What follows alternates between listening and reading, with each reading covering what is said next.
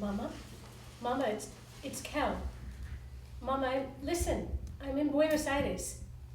And no, Mama, I'm not okay. Mama, I'm sick. I'm coming home.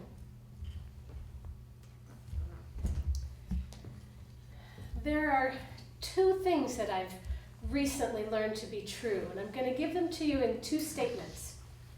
I got sick so my mother would take care of me. I'm learning secure attachment through burlesque. These bear repeating. I got sick so my mother would take care of me. And I'm learning secure attachment through burlesque. These words are far too neat and tidy. These two things point to mess, complex, messy territory. But even to be able to name them, which took me quite a few many years to be able to name them, it reveals them a bit, and it also sucks me into them, and I can get really foggy and fuzzy and have my train of thought just throttled. End of thought. So you may actually fall into me a little bit and feel the fuzzy foggy. I'm just warning you. For me to tell you the story about how these have been true, I will be taking us through some of this complex territory. And underneath all of this is some basic truth. And when we get here, it reveals these two for the hot air balloons that they are, and that hot air gets sucked right out, and they deflate. For my foggy and fuzzy times, I have what has now become a very discreet, small little map. But it's very important.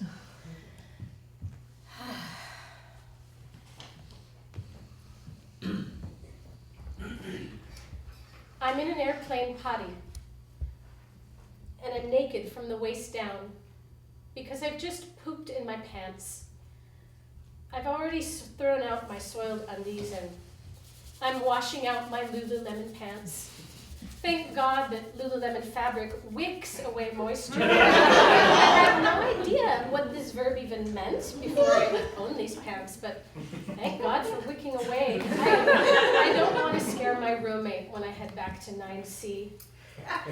The truth is that this food that spent so little time in my body, it smells about like it did when it went in.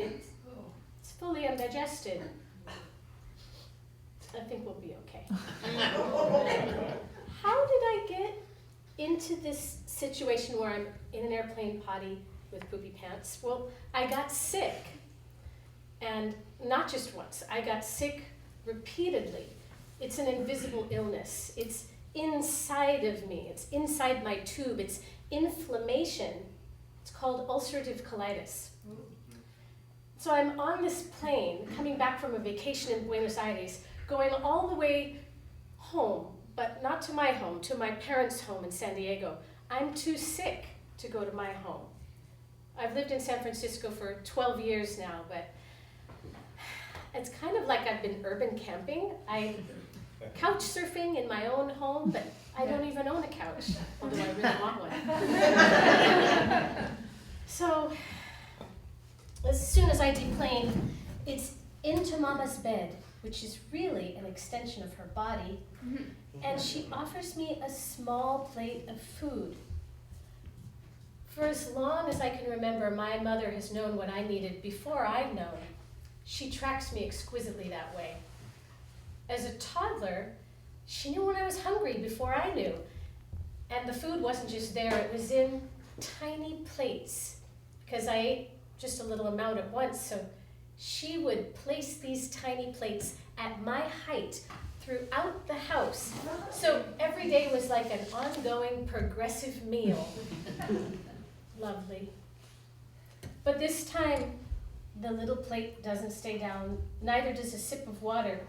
So it's straight to the ER, where they plop me into an MRI machine, and we discover that my digestive tract is inflamed from my mouth all the way to my anus. It's never been that bad before. It is angry, angry, angry. And in this tube, I am 40 pounds lighter. A third of me is not here. So I'm admitted immediately to the hospital, and with my mother at my side, she sees, and I know, that I'm deciding if I'm done here. Do I want to stay? Do I want to stay in this meat suit anymore? Well, I decide to stay. And so I sneak home, back into bed with Mama, and back to tiny plates. And as soon as I can eat, I eat on the hour. Mama feeds me on the hour, tiny plates, through the night, like a baby. If I took photos and showed you a flip book, you would essentially see me being reborn, because the weight gain was that visible.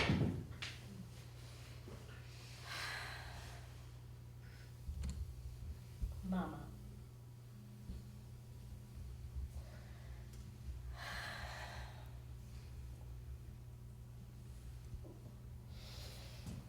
And the fog ensues in that bed and on this stage.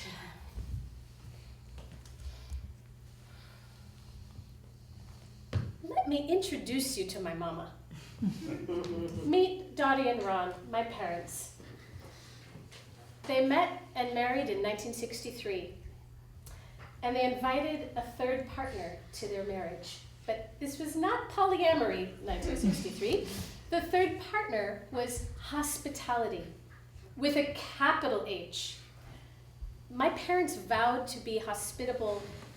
They took it to a professional sense, and they took it to a degree that I have rarely ever seen. We would set the table nightly with 1, 2, or 3 extra places, and they would often be filled.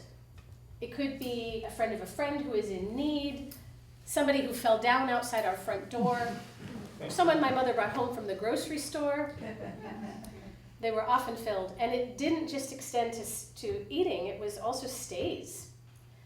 Someone might stay for a night, or 3, or a week. If it got to the month mark, or God forbid the 2-month mark, my mother started to get cranky because she really majored in short term. When someone came to our house, it was like they were handed an intimacy card. Not a physical card, but it was the equivalent. And within 10 minutes, my mother was their best friend. My mother was their mom. They actually started calling her mom. And this is something I only recently came to know, and it makes my face pickle. My mother wanted them to spill their guts on demand, and so that she could be appreciated for listening and tending and responding to them. And very soon, she would know everything about them, but they would know little about her. And she would make her versions of tiny plates for them. So should 7 people be visiting, she would make 7 tiny meals that would have, if someone had food restriction or food allergy or food preference, it didn't matter. We would have 7 distinct tiny meals made on the fly. And this was our normal. I'm in 3rd or 4th grade. And I've just come home from school. No one from my family's home, but there's someone in the kitchen I've never met before. I'm not alarmed. Are you here for dinner, or do you live here now?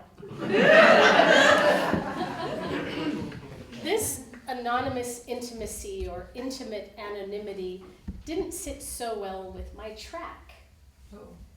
So track can be a line, like a train track or a digestive track. And track can also mean paying attention to where the line is pointing. So the first time I remember exquisitely tracking was when I was being potty trained. And I was tracking this hospitality, this need to be needed. And I tracked it like a hawk. So my mom was reading a book on potty training, which expressed how important it is to be joyful while changing diapers. Well, my mother already had a really joyful affect, so this book was not intended for her. Diaper changing became an ecstatic party. Until my dad, not long after, had a little tete-a-tete with me. Kelly, I know that you know how to use your little potty. Why are you still going in your diapers? Daddy, Mommy likes to change my diapers. You get now what took me 50 years to get. We can all just go home. No, really, thank you for coming. I'm not kidding. I'm not kidding. Oh. I was tracking what my mom wanted from me, because when I could fill my mom's need to be needed by me, she could see me. She didn't always see me that well. There was a creepy guy who came for dinner frequently. Mom, the way that Steve looks at me really creeps me out. You can go to your room.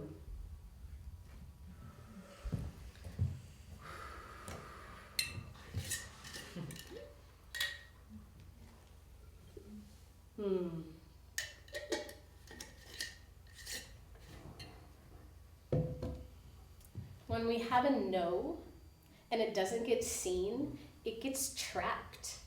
It gets trapped inside. And all these no's are really very pokey. No's are made up of ends with a poke here, a poke here, a poke here, a poke here. No, no, no, no, no, no, no, no, no, no, no, no, no. And all together, when I swallow all these no's, they get in and they hide in all the twists and turns. So you might not know that ulcerative colitis is an autoimmune disorder. And for a long time, I understood that that meant that my body sees my own body as the enemy, that my body fights itself not knowing that it's fighting itself. But I've recently come to understand that when my body is full of all these no's, it's saying, no, we cannot digest this. You were built and made to deliver a message outside the body. This is very inconvenient for me when it comes in the form of pooping quickly. It's a metaphor and it's not. I better have my Lululemon pants on. Yes. Woo. Fancy old ball jar with the two-part lid. I think it's time to revisit statement 2. First, a little shake around. If you know and practice shaking like I do, feel free to do a little shake right now. Thank you. Yes, I feel you. Shaking upon shaking is a good magnification.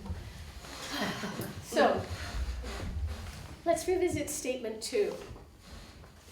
I'm learning secure attachment through burlesque. Unexpected? Unlikely? Maybe. Let me show you how I found burlesque.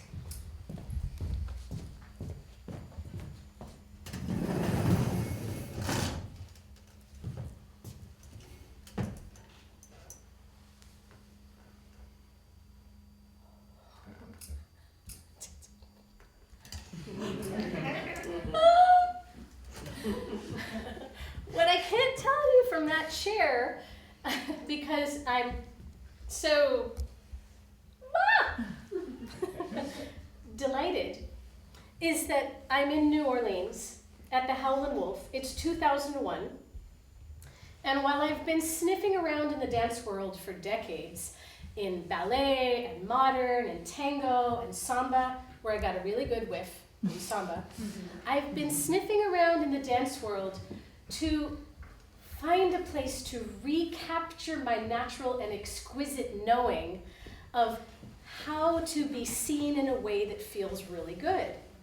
So here, the performers on stage at the Helen Wolf and at this burlesque show, they are 10 times themselves. And the same for the person on my left and my right, and the same for me. It's like we all took the bigger than you can be drug. And I'm home. And this is in stark contrast to another exploration that I recently had.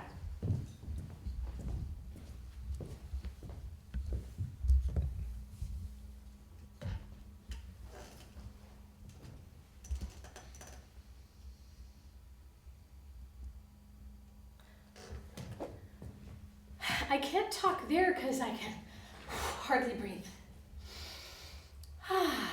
In my exploration, I wanted to see what it would feel like at a modern day strip club. So I went to the one around the corner from Mitchell Brothers, and from that seat, it didn't feel like the performers were bigger than they could be or radiating their essence, and neither did it feel that way for me or those next to me. They were gorgeous, they were beautiful and talented, but it didn't feel like they were home. And I was hungry. I was hungry for that Howlin' Wolf, homier than home, that thing I hadn't yet experienced. I was hungry for that.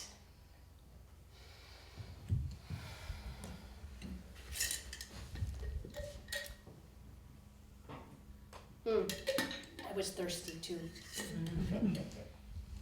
And it wasn't about how much skin was showing. It was about the conscious reveal. So burlesque quickly became my spiritual practice. And for the next 10 years, it was that. I didn't find the phrase, burlesque is my spiritual practice, until 10 years later, but it really was that the whole time. I think it's a really good place to talk about boom boom trauma and drip drip trauma. I'm glad you're happy for it too.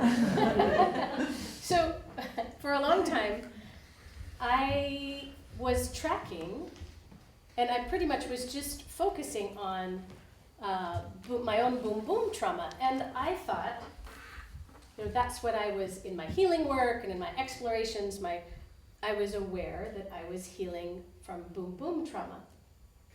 And it wasn't until rather recently that I was introduced to this idea of drip drip trauma. And it stunned me right out of the fog, like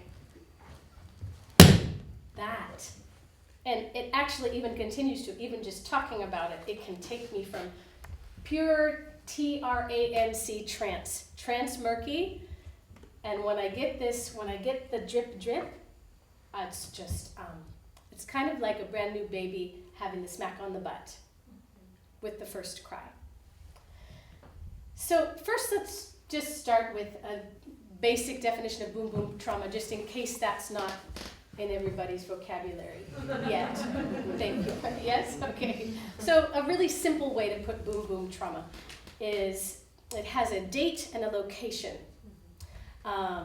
For example, on May 15th, 1999, my house burned down in Seattle. Or April 2nd, 2002, I was sexually assaulted in Santa Rosa. Life was one way, something happened, and then life was different after that. That's a pretty clear definition of boom boom trauma. Drip drip trauma, I'm gonna need some water pretty quick. Drip drip trauma is when every second of every day it's not safe to be you. Ooh. Every second of every day it's not safe to be you. It's really hard to track this. It's very elusive. It's super hard to put the finger on. because when you're in drip, drip trauma, you're in the trance. And it's very hard, it's in fact possible, it's impossible to see that you're in the trance until you've left it. Oh, physics almost, yes? So it's really hard to even see that you're unseen. Definitely time for a drink. Oh.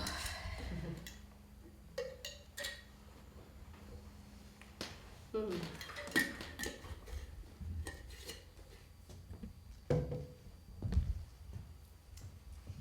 This is where burlesque comes in. In a burlesque act, in a burlesque show, there are generally 3 to 5 minute acts sequentially. And this is what hooked me. In these 3 to 5 minutes, it's super clear where the beginning is and where the end is, and in the middle, literally, how much space you have. And in those 3 to 5 minutes, you can tell just thinking about it. I'm associating into it. In those 3 to 5 minutes, I get to choose. How right now I'm just kind of drowning in the deliciousness of rediscovering my arm in front of you. I get to have this. I get to be this. It's like a little safe zone. It's really fucking yummy. It's making me foggy, not because it's trancy, but because it's yummy. Oh, Kel. In these little 3 to 5 minutes, I'm practicing being intimate with myself. Yes. And actually deciding how much connection I want to have with me, with the audience. All of this I'm getting to choose. And in this time where I was practicing this 3 to 5 minute period of getting to be in this homier than home place, those 3 to 5 minutes were a gorgeous little moment, but the rest of the 23 hours and 55 minutes in the day, I would kind of in the same contorted shape. Yeah, and sometimes it extended for 3 to 5 hours when I was leading a parade or teaching. I do want you to know that I have pooped my pants in airplane potties, as you saw, in grocery stores, waiting for the bus, but never while performing. These 3 to 5 minutes are where it's at. These 3 to 5 minutes are where I am at. So while I'm having this delicious love affair with my 3 to 5 minutes, my new boyfriend, who was between places, asked if he could come and stay for a few nights. And he ended up staying 6 months. Rearrange the furniture? Okay. Put the bed in the closet? Not my favorite, but all right. Sleep with me, sleep on me, sleep in me. If that's not hospitable, I don't know what is. But is it intimate? Is it intimate? So my experience with the 3 to 5 minutes had not yet seeped out of those minutes so much, but they were very, very fine. Oh, yeah.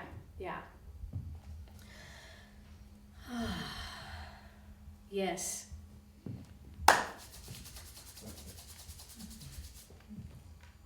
Just a minute.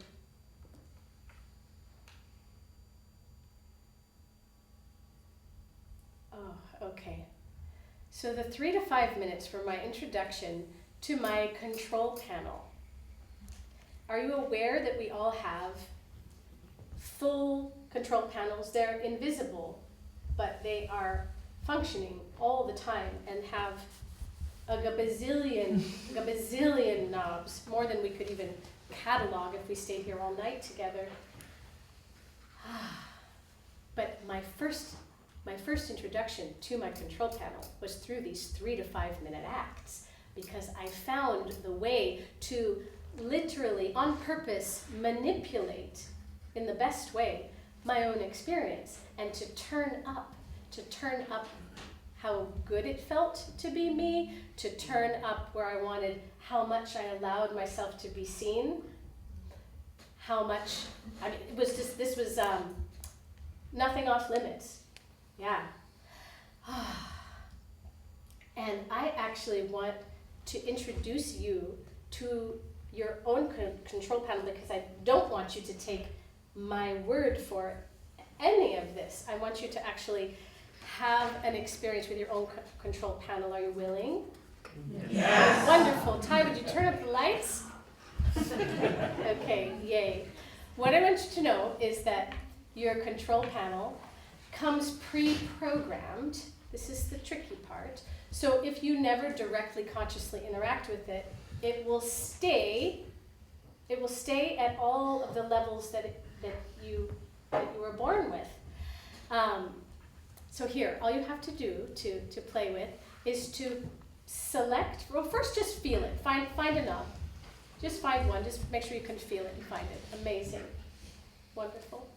And now, before we play, you need to choose an emotion or a sensation. It can be very small, any feeling at all. The sensation could be a tickle in your belly. It could be, throw out a sensation, someone. Joy. Yes, joy. Feeling, sensation, it works. Any? Breathing, yes, wonderful. So, but you might, I guess, like breathing deeply or shallowly. So the experiment will be, once you've decided on your sensation or your emotion, you will test by turning a little to the left and a little to the right. One direction will augment the feeling or sensation, and one direction will decrease. I wish I could tell you which direction was which. We're all unique that way. So you'll know within a short time of turning left or turning right which you're getting. Just play with it, if you would.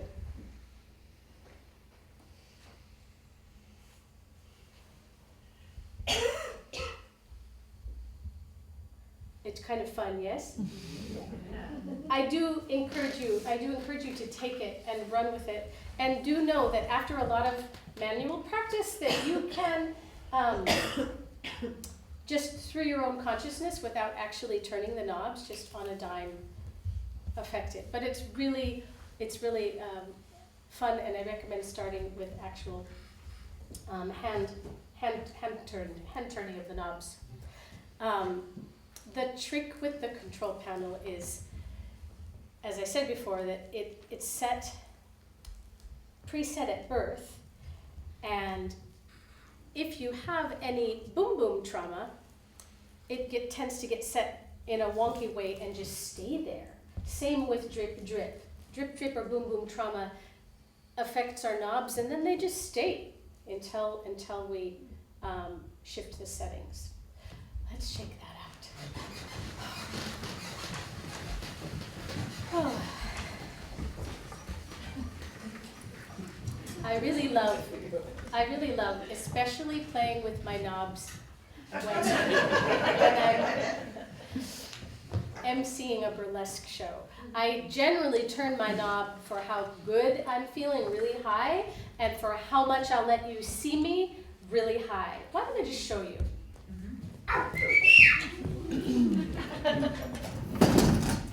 Hello, I'm Kalita, and welcome to our cabaret, Burlesque from the Inside Out.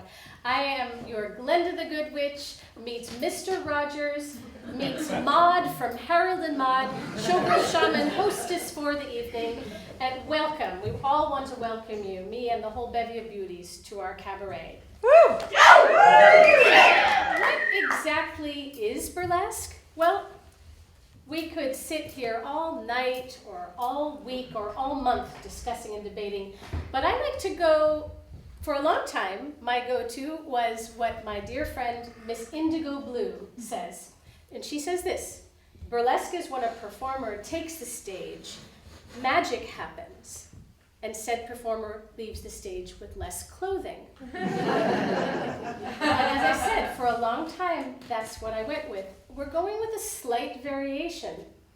I now, in this particular bubble, see burlesque as this.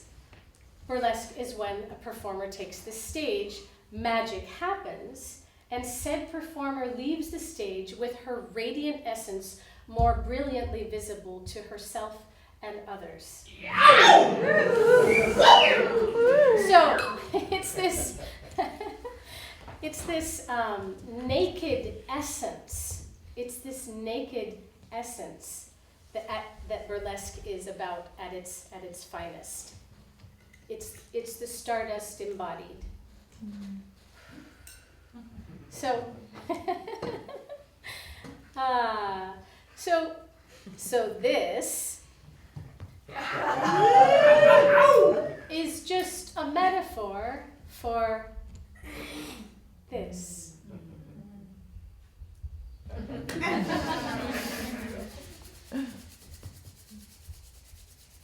Before we start the show for real, I must introduce you to my favorite showgirl movement, which is Shimmy! The shimmy! You know it! You know it's the shimmy. So there's a ton. We could just do a whole show on the properties of the shimmy. We will not. We will isolate its most important feature. But before we do, I ask you to join me once again, you oh so willing and wonderful audience. If you would imagine your whole body is warm, but your butt is cold, what happens? We're awakening the physicality of the shimmy before I tell you its one most amazing feature. Yes, you've got it. I can feel the vibration from here. You put your butt, yes, you've got the shimmy going. On the count of 3, your butt will be warm and your shoulders cool. On the count of 3, the vibration will transfer to the shoulders. 1, 2. Yes, amazing. Thank you so much. You'll be thanking me. Okay, and on the count of 3, our hands will be cold and the rest of our body warm. We're transferring to the hands. 1, 2. Whoo! Did you know that? What are these? Jazz hands. Jazz hands are a proud member of the shimmy family. A little known fact. So, speaking of hands, what's this? What's on it? Thank you. Your fingerprint. And it's unique. It's unique. There aren't two alike. And there's one other print that we have. I don't know if there's a third, but there's at least a second that I'm aware of. And it's our person print. This is what the shimmy releases and magnifies. To locate it, just start at the top of your head. Oh my God, thank you. Yeah. Okay. Didn't know you followed here. Oh no, we're actually not moving into EFT, but we could.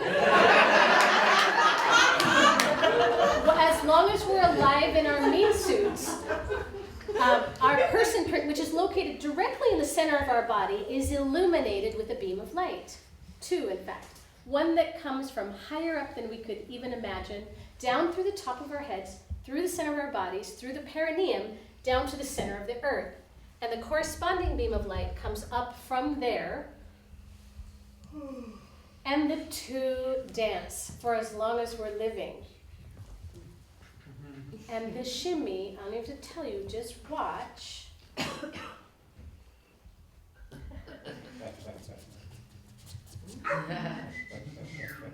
The shimmy magnifies the person print. And it can go out to the edge of the room, can go out to the edge of the county, can go out to the edge of Earth's atmosphere. There is no limit to how far the person print can magnify. Is that not worth its weight in gold? I do so love the shimmy. Now, I never would have been able to share the shimmy with all of its depth and breadth as I just did had I not done my homework. And I never would have done my homework had I not gotten sick. So, when I was in bed there with my mom healing that summer, I had a visitation. I had a visitation from the Supreme Mama. Have you met her? The Supreme Mama. She's so alive and in the center of herself, and she extends her love and her care and her knowledge from an overflowingly full center. And she cares but is never ruffled, and she's the perfect balance of hot and cool, and she speaks in vibrations, but I'll do my best to translate. Sweetness. Sweetness, I see you. I see you.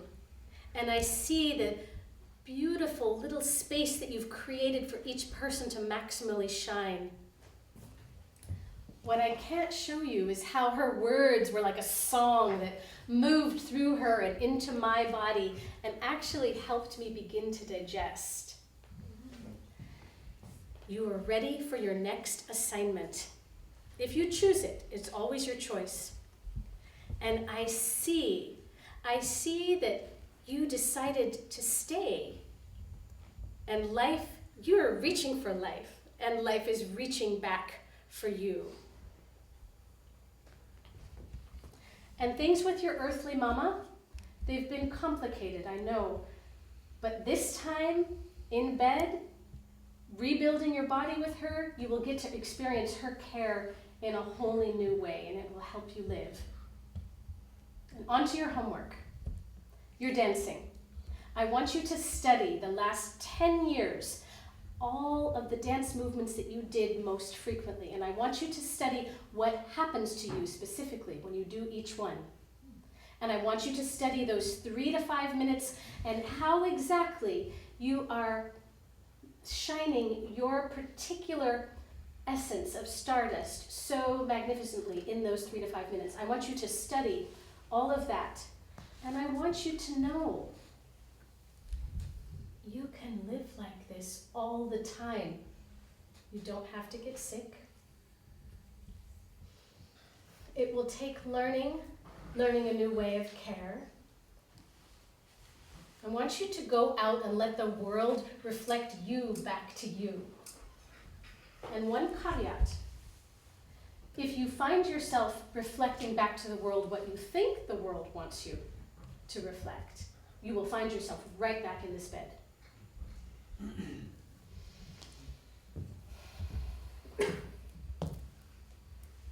7 years go by, and I lead small and large groups, and we study the art and science of being seen.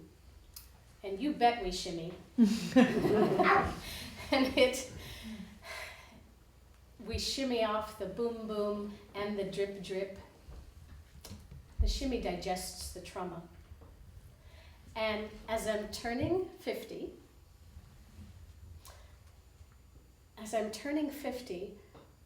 I begin to reach for what's like the final frontier, which is my home. I begin to feather my nest to finally create a home that can actually hold me. And it's not about clutter clearing, and it's not about fixing what's wrong. I actually choose what I would like it to look like and feel like. And I start with the aesthetic, 1970s eclectic. And I choose the colors. It hasn't been painted in the 20 years I've lived there, and probably the 20 before that. And I choose lavender for the walls, and teal for the molding, and honeybee yellow for the ceiling, with accents of orange and pink and chartreuse, and textures of wood, medium shade wood, and stained glass, and velvety. And I have a custom-made couch, L-shaped for my tiny corner, in suede-like eggplant purple.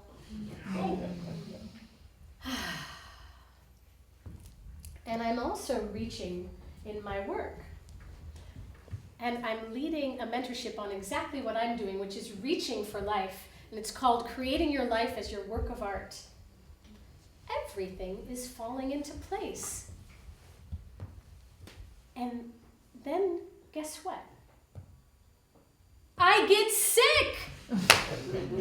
I get sick. And it starts mysteriously with an infection in my toe. And as I'm bustling around to get the mentorship going and to do the rearrangement of my home, it hurts to walk. It hurts to move, and it's actually gross. It's a mountain of pus at the base of my pinky toe and the one right next to it. And I'm not taking antibiotics because they inevitably cause a gut flare. So it's liquid silver and manuka honey, but the infection's not budging. In fact, it's growing. It's threatening the life of my foot. Foot, gut. I feel like I have to choose. So I choose risking my gut. 3 courses of antibiotics later, my foot is still infected. So I'm referred to a well-known acupuncturist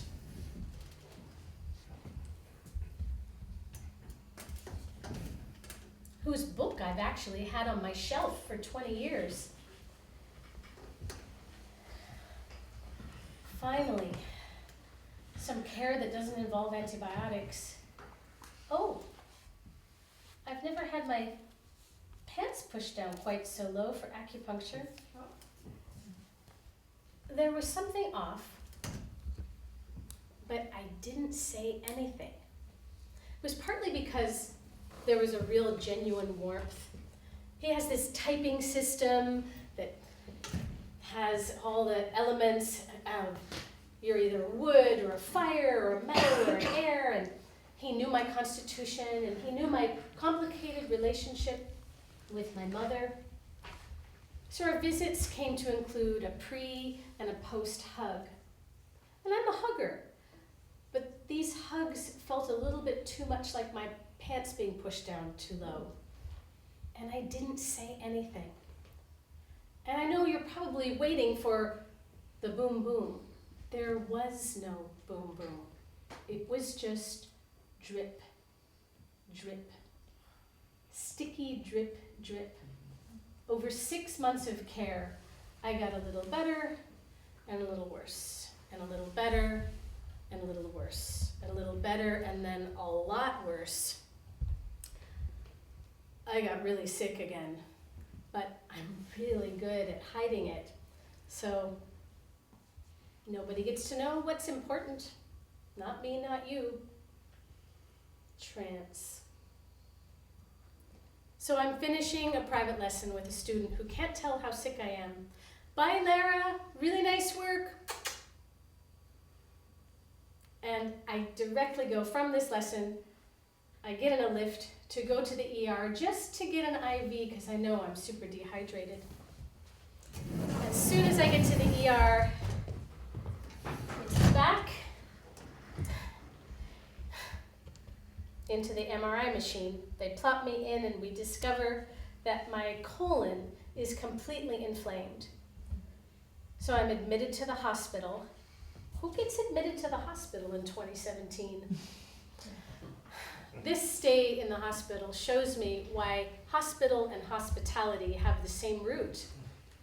I was surrounded with all kinds of care. So even though I was amidst a sea of machines and being woken up at 4 a.m. to have my blood taken, I was experiencing nothing but care. And my room was bright and airy and large enough to fit a family of 5. And my gastroenterologist, while he was at a conference out of town, he handpicked fellow doctors to check on me and to check back with him. He was exquisitely tracking me. And on day 2, the sweet Irish nutritionist with her gorgeous lilt. She took me by the hand and looked me in the eyes and asked me, how was I liking the food, and was there anything that I needed? Well, I told her that my friends had been bringing coconut water, and it was really nourishing and hydrating me, and she let me know that it was not on the menu, but she would see what she could do. I've had coconut water with every meal since. This is the best kind of anonymous intimacy. This is just care, kindness. There's nothing that they want from me, they just want me to be well. So in this bed, I come to know that there's a bunch of pokey nose in my heart, from the hugs, in my belly, from the pants. Drip, drip. He calls, not once, not twice, 7 times. He heard I was in the hospital and he was calling. I never return the call, and I never make another appointment. There are many ways to say no. So I've been here a whole week. It's the week of my 50th birthday. I've actually rented a theater, this theater, in which to celebrate my birthday. It's to be a show and ritual and party all combined. But since I'm in the hospital and my room is so large, we have a circle instead. And we celebrate there. And the floor staff lets my friends decorate the room with streamers and balloons. And the floor staff even gets a card for my birthday, which they all sign and give to me. And they ask me, when do you think you'll be ready to go home? What year is this? Today? Tomorrow? They see me. They really see me. And I see me.